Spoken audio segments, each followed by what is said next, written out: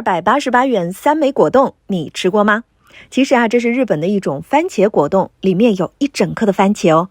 这真的还蛮有吸引力的，可是看到这个价格后，还是算了吧，我们自己在家试试做做看。5克的吉利丁片放入凉水当中浸泡，泡软之后捞出来，把3个番茄都打上十字花刀。锅内的水开之后，放入番茄烫一下，烫到它的表皮裂开就可以出锅了。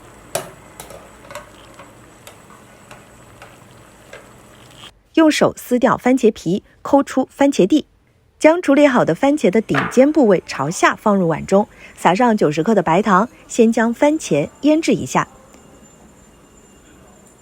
接下来我们将另外2个番茄去皮后切成小丁，放入料理杯当中，打成番茄汁，用漏勺过滤一下，把没有打碎的番茄渣渣给滤掉。